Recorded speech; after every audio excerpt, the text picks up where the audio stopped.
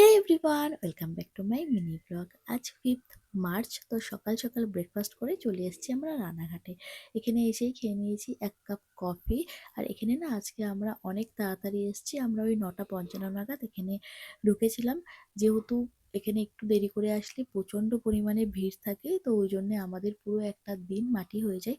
তো আজকে একদম সকাল সকাল এসেছি যাতে পুরো একটা দিন না মাটি হয়। তো আমাদের কাজটা ওই 12টার সময়ই হয়ে গেছিলো, তো এটা আমাদের জন্য খুব ভালো হয়েছে।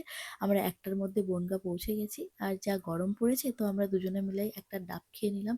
আমি তো জাস্ট ভাবছি যে বৈশাখ জ্যৈষ্ঠ মাসে কতটা গরম পড়বে। আর ডাবে পাতলা শাঁস পড়েছিল, তো ওটা আমাদের দুজনের খেতে খুবই ভালো লাগে। ওই জন্য আমরা দুজনে শেয়ার করে খেয়ে নিয়েছি। দেন ও আমাকে বাড়িতে নামিয়ে দিয়ে বাড়ি চলে গেছিলো। আর প্রচণ্ড পরিমাণে খিদে পেয়ে গেছিলো আমার, যেহেতু আমি স্নান টান করেই গেছিলাম। তো ফ্রেশ হয়ে বসে গেছি ডিরেক্ট লাঞ্চ করতে। লাঞ্চে আজকে ছিল ভাত, মাছ ভাজা, মাছের তেল ভাজা আর আলু কলা দিয়ে মাছের ঝোল।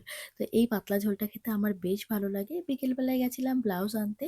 তো যে আন্টির বাড়ি গেছি সেই আন্টির বাড়িরই এটা পোষ্য। তো ও না খুবই মিষ্টি। আমি ওর গায়ে হাত বুলিয়ে দিচ্ছিলাম আর ও আদর খাচ্ছিল। সাধারণত আমি ভয় পাই, তো ও যেহেতু চুপচাপ ছিল ওই জন্য আমার অতটাও ভয় লাগছিল না। দেন মোমো খেয়েছিলাম, রাস্তায় যেহেতু গেছিলাম খেতে ইচ্ছে করছিল। তো এরপরে ডিরেক্ট বাড়ি চলে আসি। তো আজকের মতন এইটুকুনি ভিডিওটা, টাটা।